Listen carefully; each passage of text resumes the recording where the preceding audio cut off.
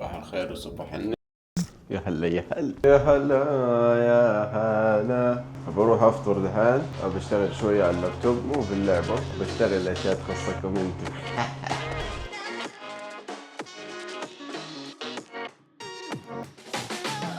يوم للتاريخ سيدون في التاريخ انه يحيى سواه. بعد الكلاس هشارككم كذا ايش اللي حيصير وكذا والفوائد، بس حنسوي انترفيو مع شخص محترف في المجال ده، شخص خمش في مجال الجيم ديزاين والجيم ديفلوبمنت، شيب في المجال هذا. فيا راقب يا ابني، راقب يا ابني يا اخوي يا ولدي، ما ادري اي شيء. هلو جود مورنينج مان. بس اسوي بانكيك والله يا اخواني، عندهم جهاز سريع هنا يحطوا الخليط، شوف بعد وقت ينزل هنا يطيح، بس ما ادري من فين. والله يا اخواني بشرتي صارت تعبانه وانا اشوف. Can I have a selfie with you? Man. No, come here bro. This is with my friend. Hello. What's your name, man? Ujwal. Ujwal. Yes, exactly. Nice name. In my city, Medina. Where are you from? Medina, in Saudi Arabia. Yeah. So we used to work with international people, with every country. Yeah. You got it near or are you just like... I'm here. Yeah. Actually, I'm here for a program called Saudi FX for 1 month, like student exchange, something like that. Yeah. Yeah, about game development. يا أخي كذا شرف عظيم لما أمشي وأنا ماسككم ويسألون يا الله. Yo man, we're going to the gym.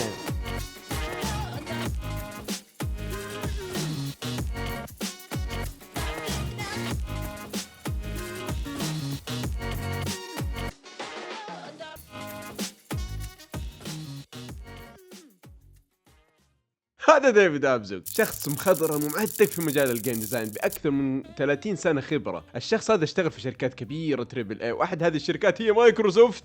وهو هنا عشان يدرسنا جيم ديزاين لمدة أسبوع وبشكل مكثف في هذا المجال. Hello, David. Hello. How are you? Doing well. How you doing? Nice to meet you. We want to do a small interview to know more about you, and our followers can know and learn from you. My name is David Abzug. I'm a game designer, and I also head up the game design program at Bradley University Yeah. in Central Illinois. Both are bachelor's and master's program. I've been making my living off of video games since about July 1st, 1990. So I just hit my 35th year. I just got my 35th anniversary. I've worked in VR entertainment. At location-based. Yeah. I spent 20 years as a game designer on AA and AAA games, mostly at Microsoft and at Volition. Oh, nice. And I've spent the last 7 years teaching game design. So most of your experience in AAA, not Yes. in the game, yeah. I think it's not gonna. I don't think there's a way around it. I think it's going to happen whether people want it to or not. Yeah. I think for my students, I don't let them use it. Not because I don't think it'll ever be used, but because all studies have shown that if you know how to do it without AI, you're better at using it. You're better at using AI to help with things. Also, that generative AI usage tends to reduce cognitive engagement. And so if you use generative AI as a learning tool, if there was a study from MIT that if people use generative AI to write papers, they could then not answer questions about the subject matter. If they didn't use it, they were able to answer questions about the subject matter.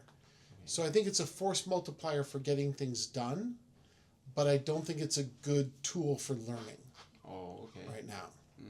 So do you think that can't be used as the main thing? You can. I think it's going to eventually be used quite a bit. In the future. In the future. I don't know how much it's being used right now, but I'm pretty sure that a lot of companies out there are looking at the idea of using AI and they're excited at the concept. Yeah. Right now, I don't think it would work well. I don't think it works well right now. I think the art that generative AI makes tends to feel soulless. No, yeah. It's very, it's very detailed, but it doesn't convey emotion well. Fuck if I know. I haven't done it yet. The first time I felt that I was doing my job well was the first time I saw someone that wasn't on the team getting excited while playing one of my games. Yeah. The first time I watched somebody have fun.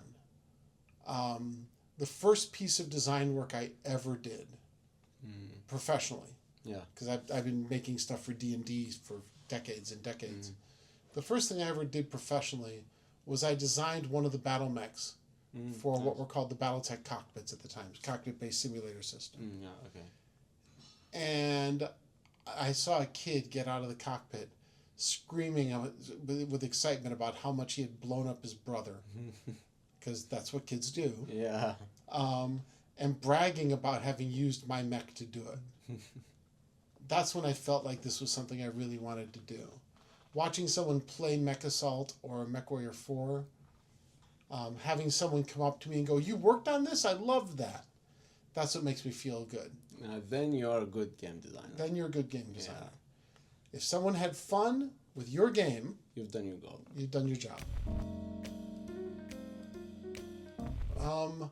I highly recommend a book called Level Up by Scott Rogers. Yeah, I know it.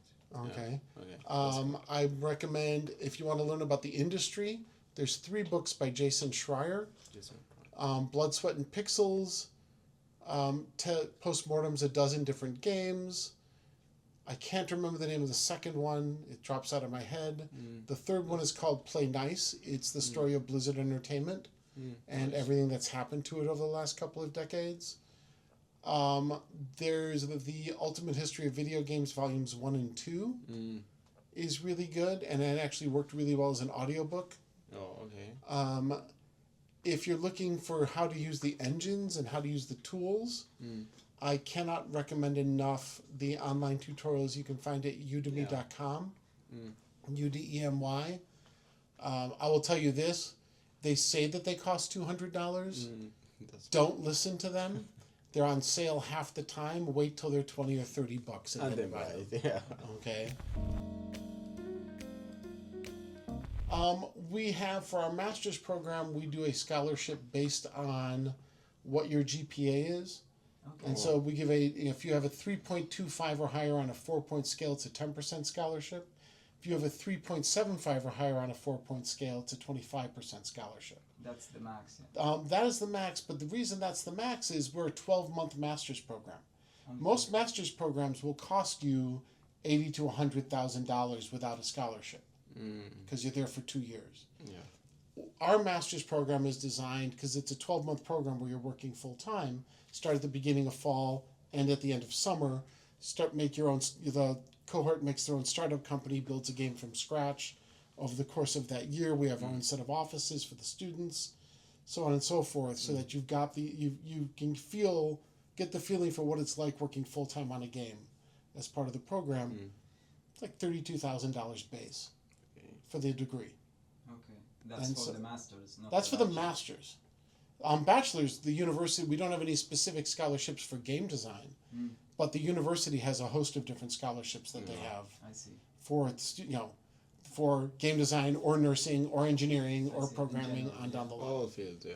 For all, yeah. So I think 85 to 90% of our students don't pay the full cost of the school due to that. For a new game designer trying to break into the field, I would say don't give up. Yeah, that's Okay. true. It takes right now about 300 resumes for you to get your first job in the industry. Don't ignore getting to know people. Who you know is often much better than what you know. Everyone says that, but it's really true. And so, for example, if you can afford it, go to GDC. If you can afford it, go to Gamescom in Europe. If you can afford it, go to PAX or PAX East.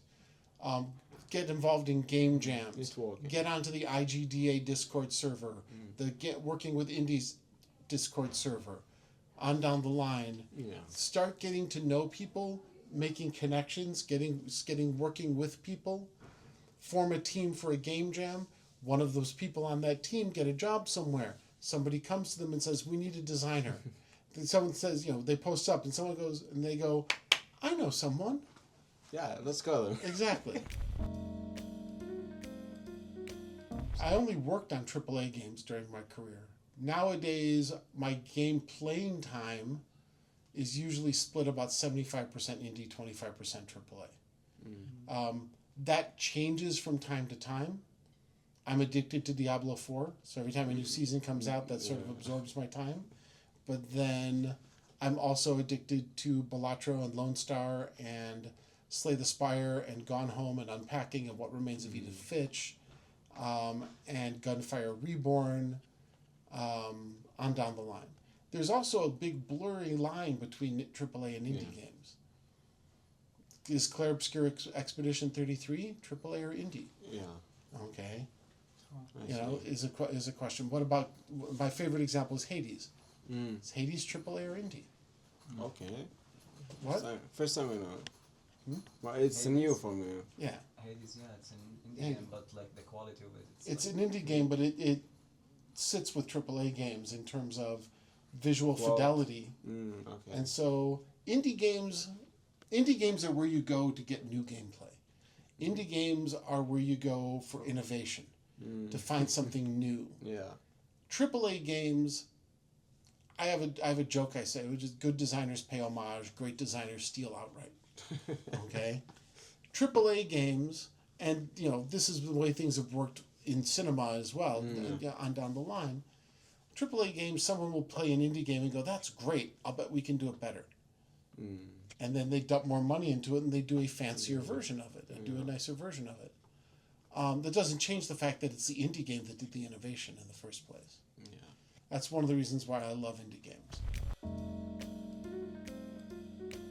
No, it's fucking hard. Yeah. I told you this just a couple of days. It's Yeah. all right. So, game development. It's creative work. You can argue whether or not it's art. I think it is, but it's creative work. Yeah, I agree. It's creative work on a team, and not a small team either, and not a team of people with the same brains. Okay, it's not a team of programmers. It's not a team of artists. It's not a team of designers. It's not a team of devs. It's not a team of cinematographers. Yeah. It's a team of people with widely varying skills and widely varying mindsets that all need to keep the same mental image in their head of what they're making, or everything falls apart. Yeah. Can you picture what Doom would have been like if half the team was making a game about working your way through hell with a rocket launcher, and the other team was making a game about picking up jelly beans? Okay, it would have been terrible. Yeah. And it's done on a schedule. Yeah. And so, like I said, we need you to be innovative and creative and do something new and do something subjective and do it in a way where everybody that we want to play is going to have fun, even though we can't define fun. We want you to do it as part of a team, so all of you are going for the same piece of fun, and we want you to do it before noon. Okay? That's game development. Yeah. So hard. Should you look at the U.S. market? Absolutely. Should you look only at the U.S. market? Should you look primarily at the U.S. market? Probably not. Okay. Now, should you look only at the U.S. market? Of course not. Should you look primarily at the U.S. market? Probably not. And by market, do you mean when looking for work or when looking for games? When looking for work? No. The game development is on the rise in India. Game development is on the rise in Europe. It's on the rise in China. It's on the rise in Saudi Arabia. Yeah, it's on the rise in the Middle East. Why ignore those markets? There's a lot of good places to live. There's a lot of good places to work. You're young. See the world. There's not so much of a difference in salary between designer, programmer, and an artist. There's a larger difference. There's some. Programmers tend to make more. Okay, but not by enough where you're like, oh, fuck it, I'm going to become a programmer. There's a larger difference between associate, junior, senior, principal. that's where the big differentiation is via experience. The first job I got as a game developer paid, mind you, this is a long time ago, so the money was worth more, paid $25,000 a year. The last one I got was well over, it was in the six-figure area, was in six figures. Nowadays, should you get a degree? Yeah. Nowadays, yes. When I started in the game industry, you didn't need a degree in game development to get a job in games. They didn't exist. There was no degree in game development. Nowadays, it's important for a few reasons. The background, don't get me wrong, the skills it gets you are important. Yeah. If you're at a school that does internships, that has mentorship teams from the industry, all of those things, then it gets you meeting people before you actually get out of college. The other thing it does, and I'm very proud of this, most of the people that go into game development are smart people. Yeah. I see. Okay? That means that most of the people that go into game development were not challenged in high school, okay, in middle school, whatever the term is for right before college, depending on where you live, okay? So what that means is most of the people that are like that never learned how to learn. They learned automatically, they learned easily, they learned quickly. By experience. They learned by osmosis, okay? The problem is, the higher up you get, from high school to college, from college to graduate program, then to the world, okay, the more concentrated the skills get, and the better the people around you are going to be. And so, I've had a number of students that got to college that were really smart, but didn't know how to apply themselves and learn. And they picked that skill up in college, and that was the most important thing they learned while they were there, was how do I work through the hard things? Because until they got to college, nothing was hard for them. Yeah, right. Okay. It was very usual. Yeah. So, yeah. That was a pithy answer, but there's other ones. There's automated testing tools you can develop. You can, like, if it's a shooting game, for example, you can take two AI opponents with the same AI, give them different weaponry, have them go at it, see how often one AI wins over the other, despite the fact that they're doing the same moves. Yeah. You can run playtest after playtest after playtest after playtest after playtest after playtest, on down the line. Many of the games I worked on, we got together and played that game every day at 5 p.m. 5 p.m. We all ran over to the multiplayer room. First 8 or first 16 that got in the room got to play. And start playing. And then we start playing. Yeah. And they were all recorded, and they were poured over by the designers. User research is helpful, not just play testing. Spreadsheets as a system designer are the greatest tool you will ever have. Okay, so you can check and see. You need you need knowledge of balancing as well. One of my favorite things to ask my students is, let me ask you this. Yeah, let's go. Okay, so you've got a character for a game. Okay. The character has hit points, and they have armor, and they have a movement rate, and they have a jump speed, height, and they have 3 weapons, each with different abilities, and they have on down the line. Okay. You up all of their stats by 10%. How much have you increased their power level? Not too much. How much? Give me a percentage. 30, I would say. I don't know. What? 30? 30, or depending on the stats, somewhere between 30 to double. Good job. Because too often people think, if I up everything by 10%, I've upped their power level by 10%. But you haven't. Because the armor reduces how much damage they take, and the hit points increase how much damage they can take. And their fire rate increases how much damage they do, and their weapon damage increases how much damage they do. You take and so some basic knowledge of math and statistics and balancing is also, don't get me wrong, incredibly helpful, in fact, essential. I was the design director on a project called Red Faction Armageddon. And we had a whole storyline. Actually, it was called Red Faction Crusade at the time. And the Red Faction series had never, ever had aliens in it. Okay.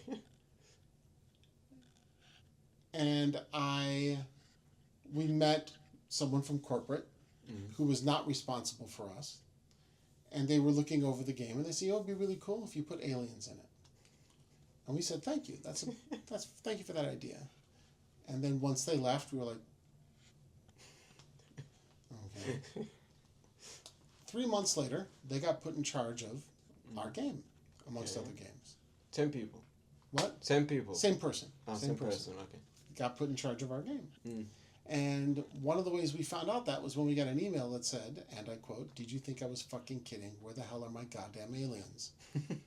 And that was how halfway through development, we all of a sudden had to put aliens in our game. Thank you for Thank this you. interview. Good to know you, David, actually. It's been really nice getting For the lectures, for the interviews, everything was cool. And you're a good teacher, Glad to help. actually. Thank you. Yeah.